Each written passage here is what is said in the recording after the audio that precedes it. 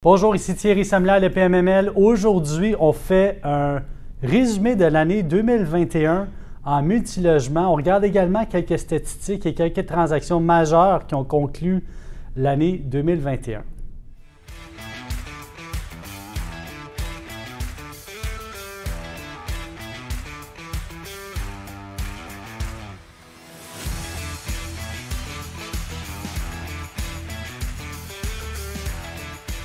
Donc, ceux qui ont suivi tout au long de l'année mes différentes diffusions mensuelles par rapport au marché du multilogement et qui ont suivi les tendances annuelles ont vu ce qui s'est passé, mais je pense que c'est bon pour tout le monde de faire un petit recap sur l'année 2021, qui est une année post-COVID.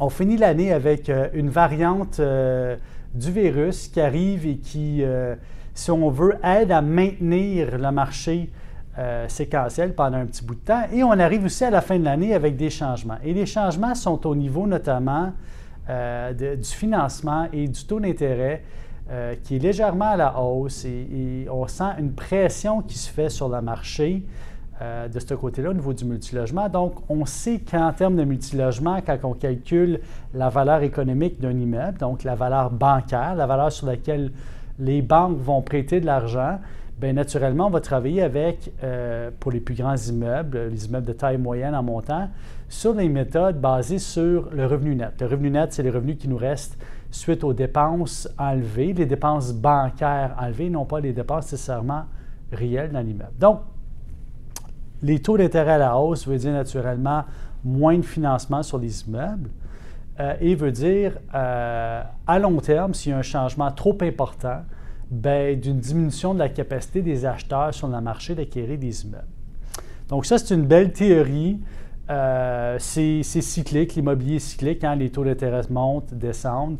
La dernière fois qu'on a eu une conjoncture qui ressemblait à celle-là, c'était en 2018, où est-ce qu'on a eu des taux d'intérêt qui ont monté en moyenne dans les dossiers SCHL à peu près jusqu'à 3, 3,2, 3,5, 3,65 % dans les immeubles de plus grande taille. Et ce que ça fait en sorte, à l'époque, c'est que ça va restreindre la capacité de certains acheteurs d'acheter, mais ça n'avait pas non plus freiné le marché d'acquisition. Autrement dit, on avait quand même des statistiques intéressantes.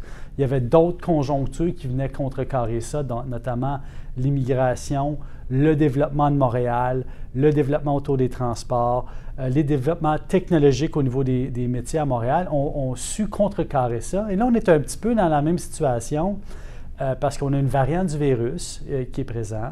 On a des gens qui ont réussi à refinancer des immeubles en 2020-2021 à des taux d'intérêt bas. Il y a une quantité incroyable de gens qui ont refinancé leurs actifs. Énormément de gros propriétaires aussi l'ont fait. Et les gros propriétaires, naturellement, c'est des gens qui ont quand même beaucoup d'expérience, qui gèrent pas mal d'immeubles, qui ont une expérience un peu plus constante du marché parce qu'ils sont toujours en termes de achat, vente, refinancement. Donc, ils sont plus près du marché. Donc, quand je parle des gros propriétaires, je parle des gros propriétaires uniques, mais je parle aussi de fonds d'investissement privés, etc., qui ont fait des acquisitions majeures en 2021 parce qu'ils ont vu le marché de Montréal et du Québec comme un marché grandissant et en développement. Québec a toujours été, la province de Québec a toujours été un petit peu plus à l'ombre par rapport à Toronto, économiquement, par rapport également à Colombie-Britannique. Mais là, je pense que définitivement, il y a un engouement. Il y a quand même pas mal d'argent qui vient des États-Unis en ce moment, notamment New York, là, qui est injecté à Montréal. Comme c'est le cas que, bon, il y a des acquisitions majeures qui se font du côté de Boston également. C'est une influence new-yorkaise. New York est un marché qui ne va pas très bien en ce moment. Donc, ce qui arrive, c'est que les propriétaires fonciers développent peut-être moins un peu du côté-là et ont su prendre action et se dire, bon, bien, on pensait que le marché de New York allait toujours super bien performer. Puis maintenant, on se rend compte qu'on est peut-être mieux de diversifier nos actifs. Donc, quelles sont les villes majeures voisines les plus intéressantes? Montréal, Boston, etc., Toronto. Donc, ces gens-là font des acquisitions de ce côté-là. Et également, bien, si on rentre de l'argent US au Canada, on fait une conversion en dollars canadiens. On a plus d'argent disponible. Notre pouvoir d'achat devient un peu décuplé La même chose pour des gens qui rentrent en euros, etc. Donc, je pense que c'est une tendance qui va continuer. On l'a vu en 2021. Ce qui a marqué 2021, c'était les transactions majeures. On a vu énormément d'immeubles en béton, des tourelles et des tours se vendre, chose qu'on voyait moins dans le marché auparavant. Il y en avait de manière constante, mais là, la statistique est vraiment à la hausse. Donc, il y a un transfert d'actifs qui se fait. Des fois, le transfert d'actifs se fait entre propriétaires professionnels, donc directement d'un fonds d'investissement privé, un REIT ou autre. On a vu ce genre de transactions-là se passer. Donc, dites-vous une chose, quand vous voyez un fonds d'investissement privé ou un REIT prendre un immeuble, qu'est-ce qu'ils ont l'intention de faire? C'est de l'optimiser naturellement. Et après ça, de prendre le jus qui est là, puis de prendre l'équité, puis d'être capable de démontrer aux investisseurs passifs, qui sont les investisseurs qui sont souvent publics, là, vous et moi, là, qui achètent des actions d'un fonds, quoi que ce soit à travers un fonds commun de placement ou même à travers des actions directes. Puis on cherche une performance sur notre argent, mais les REIT reviennent puis ils démontrent la performance. Mais là, ce qu'on voit, c'est qu'on voit des fonds d'investissement privés puis des REIT vendre des actifs qui ont déjà optimisé à un autre fonds d'investissement puis un privé puis un REIT. Qu'est-ce que ce fonds d'investissement privé-là, ce REIT-là va faire? Il va optimiser l'actif encore. Sa raison d'être sociale, sa raison d'être économique, c'est d'optimiser l'actif. Donc, ils vont nécessairement le faire. Et ce qui est intéressant de voir là-dedans, c'est que chaque gros joueur, je parle de soit REIT, fonds d'investissement privé, mais je parle aussi de propriétaires privés. Des propriétaires privés, c'est des gens qui ont parti des compagnies il y a plusieurs années, qui aujourd'hui se ramassent avec 300, 400, 500, 600, 1000 portes, ou des familles qui, de génération en génération, se passent certains de leurs actifs, en vendent certains, mais en gardent certains. Ces gens-là sont sur le marché puis ils viennent optimiser. Donc, ces gens-là aussi ont une capacité de faire une vérification diligente sur le marché de façon beaucoup plus concise et de suivre le marché. Donc, souvent, quand un géant va faire un pas, bien, qu'est-ce qui va arriver? C'est que naturellement, les plus petits investisseurs qui sont sous mentorat vont regarder, voir ce qui se passe sur le marché, ils vont suivre. Et là, ça, c'est une tendance qui se passe à Montréal en ce moment et c'est ce que je trouve qui est le plus marquant dans notre marché cette année et qui va vraiment mettre la table pour les années à venir. Okay? Donc, c'est important de suivre la variation des prix. Les prix ont toujours été à la hausse à multilogement là, dans les dernières 2 années. Les prix actuellement dans certains secteurs sont forts. Mais quand même, il y a des transactions qui se font et ces gens-là voient un angle de vue qui leur est particulier, font une étude de marché qui leur est particulier, créent la recette qui fonctionne avec eux et l'appliquent au marché. Donc, ça veut dire que de l'optimisation du marché, il y en a encore beaucoup à Montréal, il y en a encore beaucoup dans la province de Québec. Pourquoi? Parce qu'on voit ces gros joueurs-là transiger notamment sur le marché de la capitale nationale qui est Québec, le marché de Gatineau. On a vu certaines transactions à Trois-Rivières, on en a vu d'autres à Sherbrooke et d'autres en région. Donc, il y a un engouement d'acheteurs solides, capables de payer le bon prix pour les immeubles. Tout est une question de rentrer dans leur créneau, de savoir comment présenter ces actifs-là si on est un vendeur, et en même temps qu'eux voient l'opportunité de créer une valeur sur le marché, et l'affaire est faite.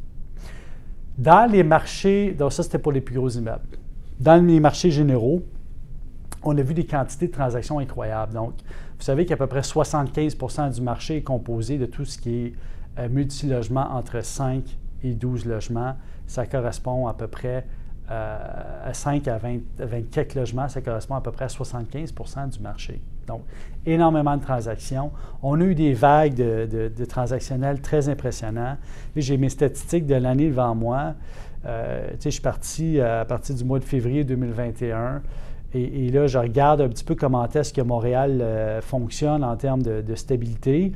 Puis au début de l'année, c'était très stable. On maintenait à peu près un 300 millions de ventes, là, plus ou moins, 310, 260, 280 millions dans la grande région de Montréal, à chaque mois, transigé en multilogement. Même chose pour le mois de juin. Puis là, tout à coup, juillet, on monte à 366 millions.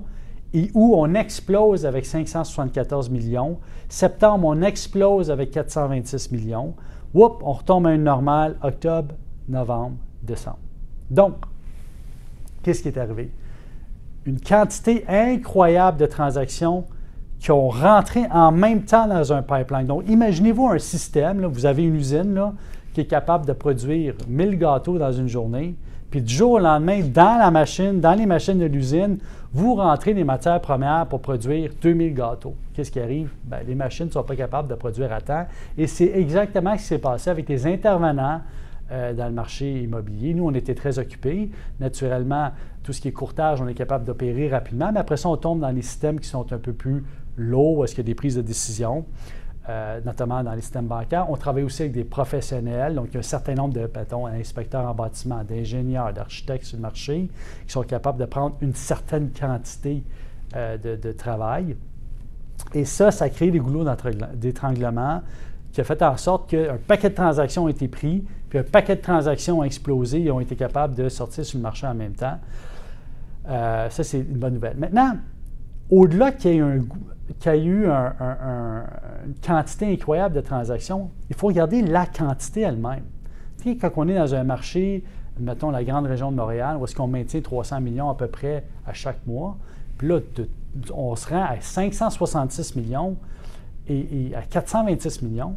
Prenez ces millions-là de plus, étalez-les sur l'année, puis ça va vous donner un peu normal. Okay? Donc, on a des pics transactionnels, mais il faut savoir prendre ces pics-là, les comprendre, puis dire, bien, la transaction là, que j'ai vendue au mois de juillet, elle aurait très bien pu se vendre au mois d'avril. Elle aurait très bien pu se vendre au mois de mai. Très bien pu se vendre au mois de juin. La seule chose qui est arrivée, c'est que les intervenants n'ont pas pu intervenir à temps, ce qui a créé des délais transactionnels. Les ententes étaient signées, écrites. Les vérifications diligentes étaient plus ou moins complétées. Les gens aimaient leur actif, voulaient acheter, et là, rentraient dans un système. Okay?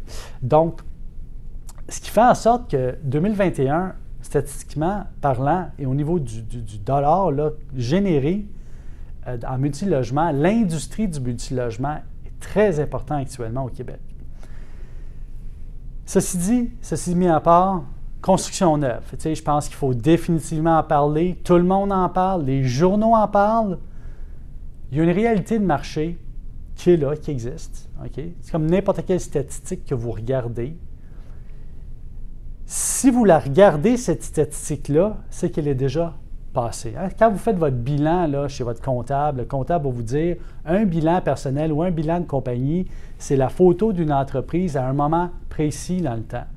Une statistique, c'est la photo du marché dans un moment précis dans le temps. Donc, la statistique arrive, on la compile, on l'étudie, mais elle est déjà passée. Donc, très important de regarder que le marché est en constante mutation. Donc, c'est très important de regarder les statistiques aussi, mais au-delà de là, d'avoir un plan d'acquisition, de vente et transactionnel est d'autant plus important. Et on l'a vu en 2021. Donc, ceux qui suivaient la statistique ont manqué une grosse partie du marché. Comment faire pour pallier à tout ça? Liez-vous à des professionnels. Nous, on a nos statistiques mensuelles. Moi, c'est la raison pour laquelle je vous émets une vidéo à chaque mois. C'est pour vous tenir au courant de ce qui se passe à chaque mois dans le marché. Et souvent, cette statistique-là est là. Quand vous travaillez avec des professionnels, on va être capable de vous donner la stat, mais aussi vous donner la tendance. La statistique, c'est du passé. La tendance, c'est notre opinion de ce qui va se passer dans le futur. Et je veux vous parler de ça parce que je veux en venir à ce qui se passe en construction neuve. Donc, prix des terrains à la hausse, c'est en passant, comme vous savez, là, nous, on a notre site landdev.ai, on a au-dessus de 75 contrats de terrain à vendre. Moi, je fais de la haute densité aussi. Je vends des terrains, mettons, du 6 logements jusqu'à du 200 logements. Je n'ai pas vraiment de limite là-dessus. Je suis en transaction actuellement. Et ce que je peux vous dire, c'est que j'ai vu les prix des terrains monter à travers le temps. Et j'ai vu aussi les prix des terrains varier en fonction de je peux-tu mettre un projet sur le terrain, puis à quel moment je peux le mettre sur le terrain. Et ça, c'était très spécifique pour 2021. Donc, on faisait des transactions immobilières et ce qu'on a remarqué, c'est un engouement pour des gens qui veulent acheter des propriétés, mais qui veulent acheter des propriétés qui sont développées déjà. Hein? Il y a des gens qui sont spécialisés en développement, en land banking, mais il y a des gens qui sont spécialisés en construction puis en optimisation.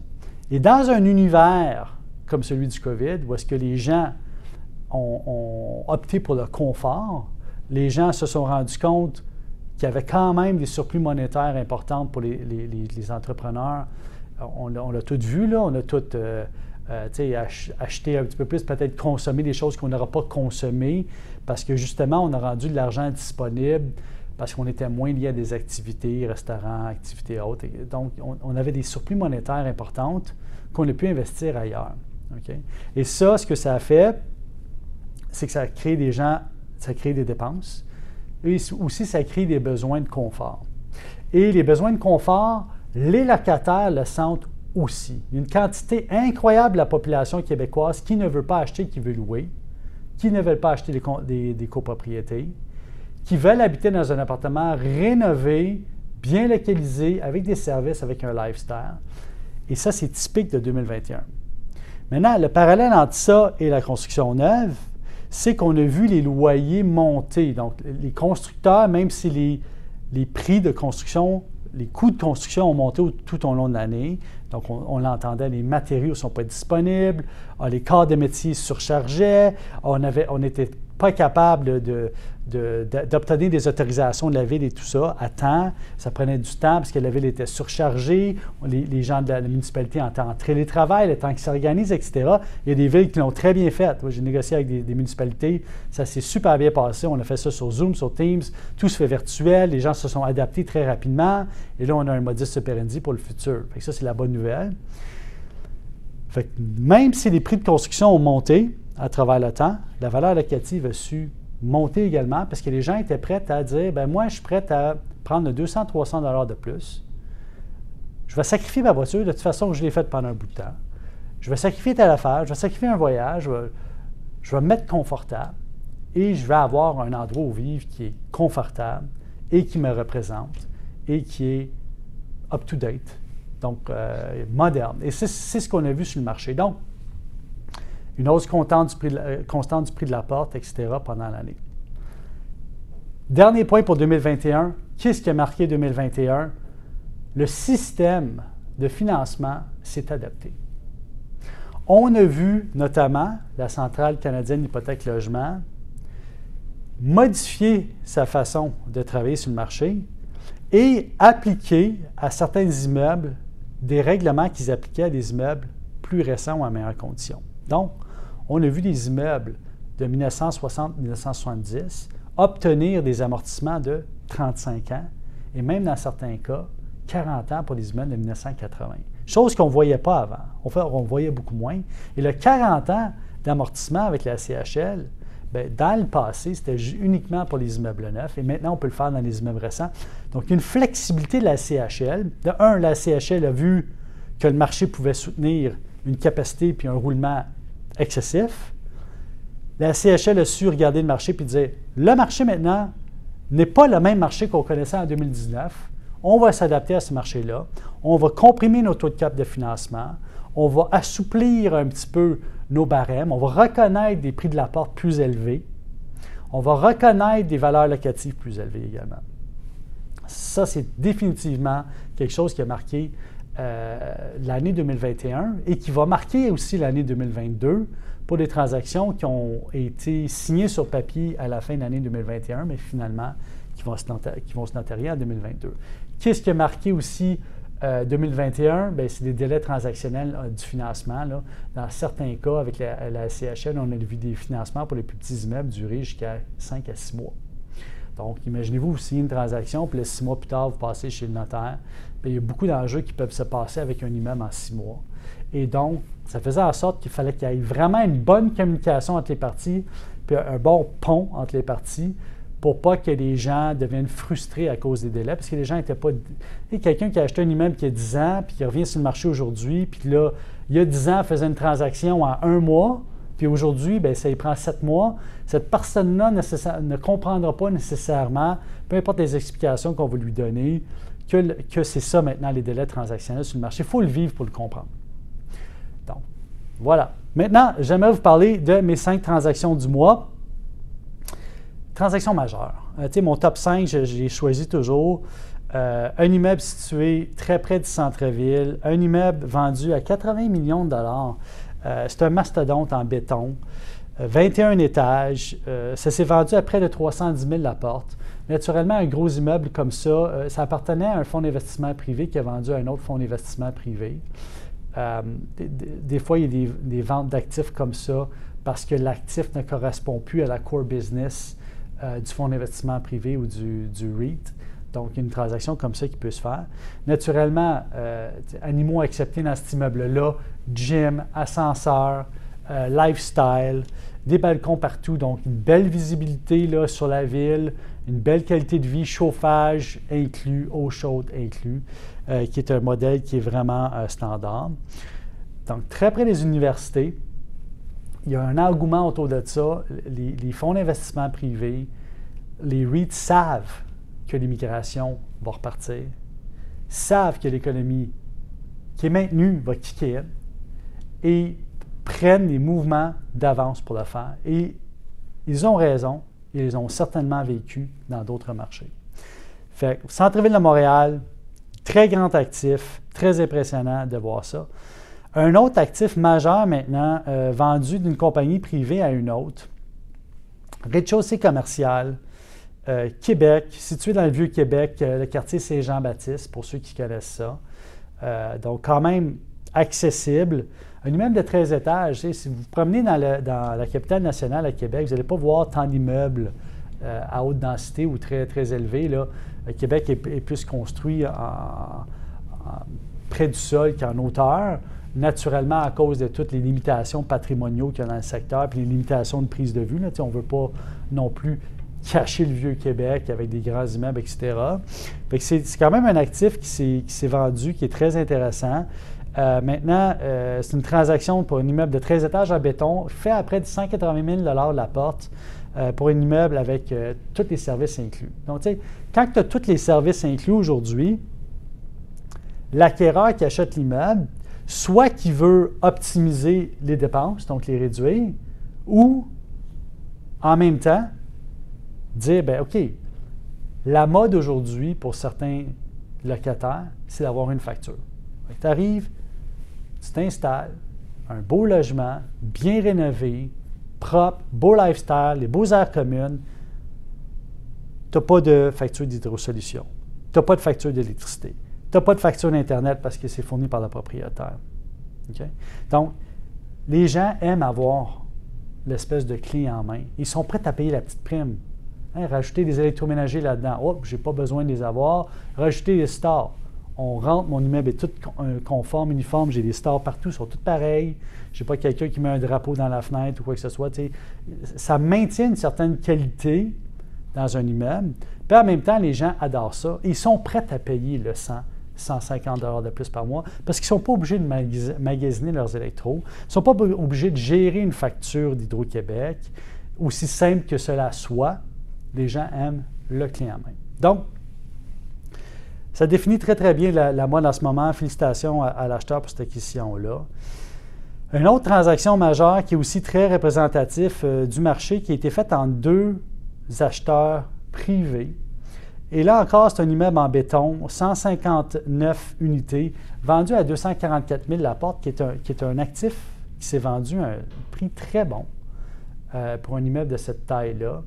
Quand on regarde que le marché moyen dans le secteur est à peu près à ça pour les plus petits immeubles. Si vous fouillez dans le coin, là, c'est quelque chose qui s'est vendu là, dans le coin du Guy Concordia et tout ça. Vous allez voir, le prix de la porte en ce moment là, varie autour de ça. Donc, 250 000 la porte. Et là, on se retourne, on voit un actif de 159 portes vendu à un très bon montant de 244 000 la porte. Bon. Tendance populaire sur le marché, plus qu'on a de portes, moins cher qu'on paye de la porte. Oui, mais non, c'est pas ça. Donc, le prix de la porte, il faut le regarder avec la rentabilité de l'immeuble puis où on peut l'emmener. Et c'est ce que les REIT et les fonds d'investissement privés font aujourd'hui. C'est pour ça qu'il y en a certains qui ont acheté à Montréal à 400 000 la porte. Parce qu'ils ont fait fi du prix de la porte quand ils savaient où est-ce qu'ils pouvaient emmener l'actif pour créer de la valeur. Et c'est là le secret. Fait que tant qu'on est capable d'obtenir un financement qui est correct pour le marché, on peut créer de la valeur. Allons-y, l'investissement est là. Elle est là, notre profitabilité dans un dossier. Donc, très intéressante transaction. Un autre, en face du parc La Fontaine, un autre actif qui s'est vendu. Maintenant, c'est un propriétaire privé qui a vendu un REIT. Naturellement, pourquoi est-ce que le REIT a acheté là? Parce que c'est facile pour un REIT d'expliquer à ses détenteurs d'actions que cet actif-là est situé près du centre-ville, en face d'un très grand parc qui est le parc La Fontaine, etc. C'est un langage qui est facile à comprendre pour quelqu'un qui n'est pas là. C'est un peu comme expliquer à quelqu'un d'investir à New York, puis je vais investir dans une tour qui est juste en avant du Central Park. C'est sûr que les gens vont y aller. C'est sûr que c'est un actif qui est clair. C'est la même chose pour tout ce qui est situé en périphérie du parc La Fontaine. Il n'y a pas tant d'immeubles que ça. Hein. Il y en a qui ont transigé, mais pas tant d'immeubles que ça. Donc, cet immeuble-là est très bien situé, facile d'accès. Un immeuble en béton vendu à 280 000 la porte, ce qui est plus représentatif du marché. Chauffé, eau chaude inclus. C'est vraiment le modèle standard de base. Naturellement, dans ce genre de modèle-là, on essaie d'attirer un locataire qui est européen, parce qu'il y a beaucoup d'Européens qui sont du côté du plateau, on le sait. Bon, des gens qui viennent d'Europe, soit de la Grande-Bretagne, soit de la France. Il y a quelques Américains aussi qui viennent s'installer, qui apportent leur façon de faire et qui apportent aussi leur capacité financière. Hein. En Europe, là, naturellement, dans certains pays, les gens sont payés au mois. Donc, les gens ont une différente façon d'opérer. Ils arrivent avec de l'argent qui vaut au change plus cher au Canada. Donc, ces gens-là sont habitués, lorsqu'ils viennent de grandes villes, Paris, Londres, etc., de payer des loyers très chers pour des petites superficies. Donc, ils sont prêts à le faire ici aussi également. J'aimerais vous parler d'une dernière transaction. Québec est sous le radar encore une fois. Ça a été le cas plusieurs fois en 2021. J'aimerais vous parler d'une transaction qui a eu lieu à Sainte-Foy. Donc, on parle de 87 unités. Un immeuble en béton, mais sur 3 étages. Avec vraiment un immeuble étalé, non pas en densification, en hauteur. Tout est inclus encore une fois. C'est le même modèle. Hein? Donc, et ce qui est intéressant là, c'est que ça a été vendu entre un propriétaire privé, quelqu'un qui détient énormément de portes là, à Montréal et à Québec. Il y a beaucoup d'ailleurs de propriétaires de Montréal qui sont en train d'acheter à Québec, des gros propriétaires en ce moment. Donc, ça veut dire qu'il y a une belle confiance dans le marché de Québec. Alors, ça résume mon top 5 et mon résumé de l'année 2021, mon top 5 de l'année pour le mois de décembre 2021. Je présage et je prévois que le marché, le marché va demeurer fort à Montréal à cause de l'intéressement qu'on a du restant du Canada et des gros joueurs, à cause du fait qu'il y a beaucoup de propriétaires qui ont refinancé leurs actifs à pleine capacité, chose que les gens ne faisaient pas avant. Donc, les gros propriétaires, ce qu'ils faisaient, c'est qu'ils gardaient leur hypothèque toujours au même montant. Puis à chaque année, à chaque 5 ans ou 3 ans, ils renouvelaient, puis ils gardaient ce montant-là, puis ils rebaissaient le montant, puis ils renouvelaient. Maintenant, ce qu'ils font, ils financent au maximum. Et ça, c'est une tendance qu'on voit sur le marché. C'est une tendance qui était là en 2020, c'est une tendance qui était là en 2021. Et cet argent-là qui est disponible, qu'est-ce qui arrive? C'est qu'elle a toujours été disponible, mais maintenant, elle est liquide sur le marché. Bon. Après ça, on va voir de quelle manière que les taux d'intérêt vont influencer le marché à long terme. Mais tant que les taux montent tranquillement, le marché va être capable de s'adapter.